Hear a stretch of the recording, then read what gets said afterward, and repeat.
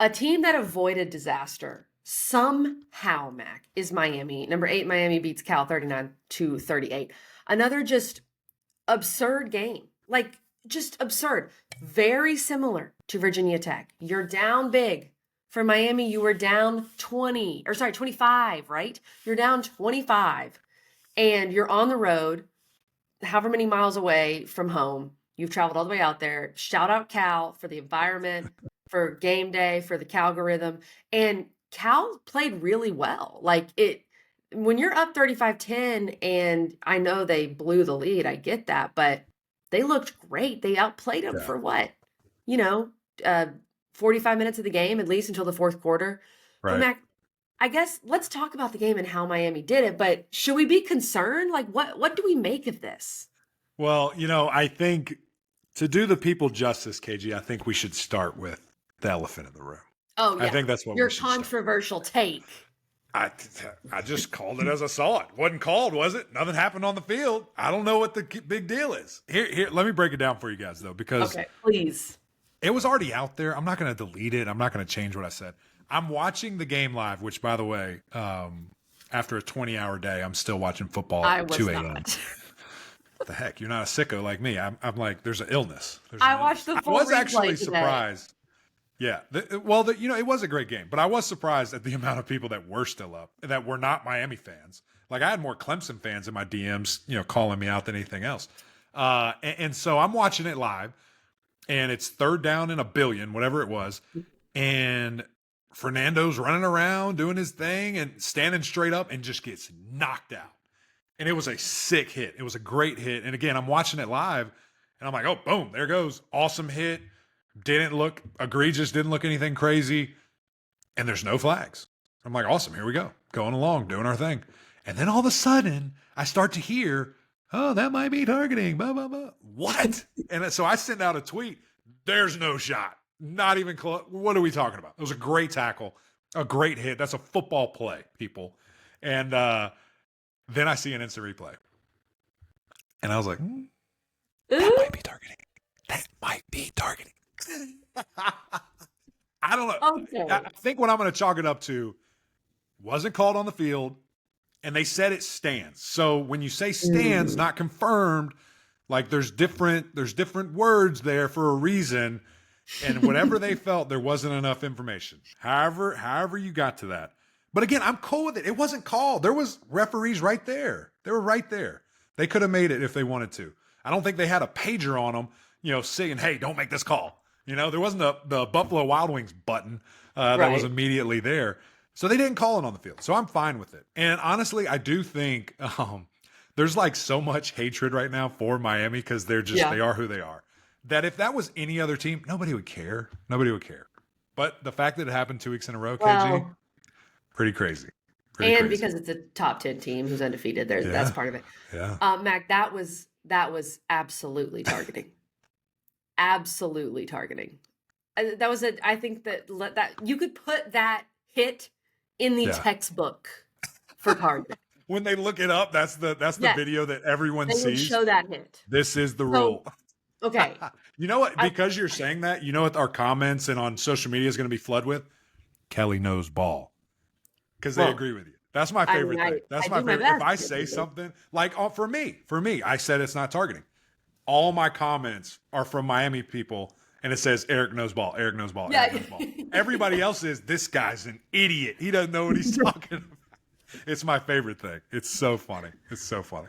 Fandom trumps all. There's no doubt about it. But I don't have a dog in the fight, and that is absolutely targeting. But I will say this, Mac, just from a bigger picture thing. Yeah. To me, that was targeting for sure. They didn't call it, which is what it is. Like you said, they said the call stands. They didn't call it at the time, right. So maybe that had a factor there. That's right.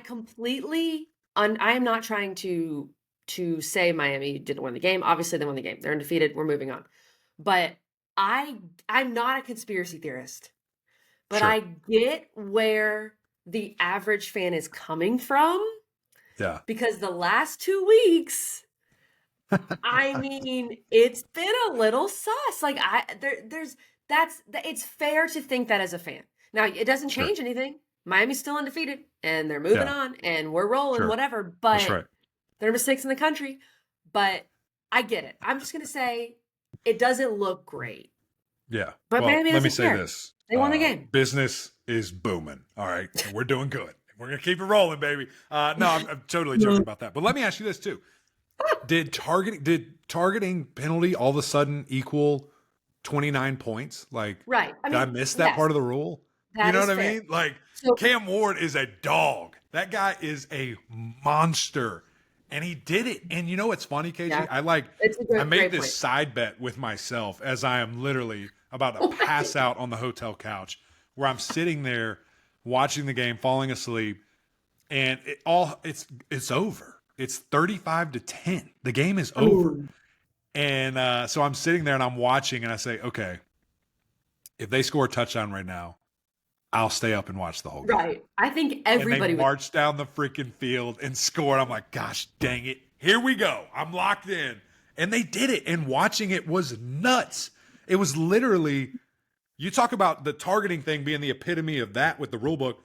No quit. Don't ever give up on your team. Yeah. That game is also right there as well. And the belief, the plays, the chunk, that massive, I don't know how many yards it was. It was a billion yards. Let me see if I can find it.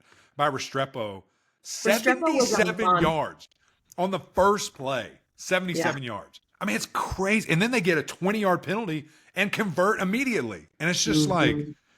they were balling. They're so Yeah. fun to watch.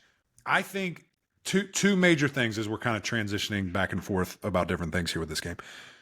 Number one, I don't think anybody expected Cal to be able to have those big, chunky pass plays that they had, which give them all the credit in the world. Fernando Mendoza was on fire. That dude was lighting it up, had 11 completions for almost 300 yards. That's nearly 30 yards a complete. That's crazy. That's awesome. And he was inspired, grew up right on basically Miami's campus, probably really wanted to go to Miami, Did he and said had, that he did? yeah, yeah, had receptions of 57, 66, 56, 51. That's crazy. That's insane. So never thought that would happen. And then Cam just, this I think is kind of the last straw. Like you've got to turn it back a Yeah. little bit. That pick You've six got to was turn really like bad.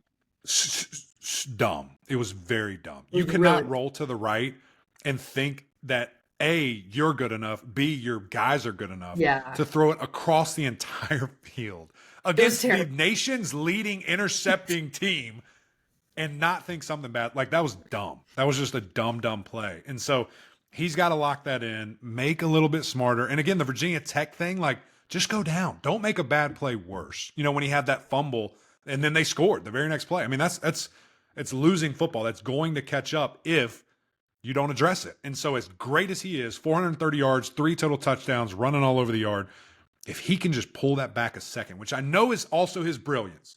I know that. Yeah. But if you can pull it back, you can win a national championship. That's the level, because you cannot do that against Clemson. You cannot do that against Ohio State. You cannot do that against Alabama, Georgia, whoever else might be in. You will lose badly. You've got to be smarter with the football. I agree, but Mac, look, as amazing as the comeback was, and as good as Cam Ward was, really outside of the pick six, and as good as Restrepo was, I mean, dude was a monster. This worries me for Miami. I think it happens once against Virginia Tech on a Friday night, and you're like, oh, okay, it happens. Yeah. Yeah. Twice in a row, I get that you've traveled all the way out there. I understand. But just kind of a lack of urgency at the beginning of games, right? I don't think the defense has looked great, Mac, when they've played offenses with a pulse, with like shifty back/receivers like Jay Knott. And then Miami also had 9 penalties for 110 yards. That's an issue. That's kind of the Miami of old. It felt like, Mac, and I know Ruben Bain was back and he had a really good fourth quarter, but it felt like for me that Miami thought we're going to get to the quarterback. We're going to be able to get to the quarterback much more than we did. And Cal was so good at getting the ball out quick. Like you said, I mean, those massive plays, it was really, I know Mendoza made some really good throws, but a lot of it was just a dump down. Just getting it to his guy. Yeah. And then Jay not going to making plays. So I think Miami has to really take a look at themselves defensively, because that concerns me. The offense, I think, will be fine. I don't love digging these big holes, sure. But the defense, I feel like it's got to be better. Yeah, and the interesting thing, I guess, for me is, it's all connected, right? Like the Yeah. turnovers and just putting yourself in bad situations. I mean, you look at how much of a momentum shift that pick six was. I mean, that was backbreaking. That it should Yeah, have it been. was. I mean, it wasn't, but it should have been. But yeah, just kind of stalling out, like you said, slow start, and then defense just getting housed on. I mean, guys running wide open, as you mentioned, and then making one guy miss and see you later. Like they're to the Yeah. house. So they, Tackling they wasn't do have great. to lock that in. Yeah, they've got to figure that out because guess what? Louisville's next, and they're going to dial it up. They're going to be able to throw it all over the yard. They can run it if they want to. The biggest test by far to this point is going to be this coming weekend. And how locked in are you? How much are you going to be ready to go? Because you're going to be in an absolute dogfight. And they actually have a bye. They have some time. So they Yeah, get it's a a bye. break, and then they'll have them in a week and a half. So I don't think it could come at a better time. A Louisville team that lost 2 in a row. They play Virginia at Virginia, and so that's going to be another hard game. We'll see. But the Cardiac Canes are alive and well and feeling great right now. They are not boring. We will say that about Miami. And, the motto of this weekend was really just survive. And they did Yeah. that.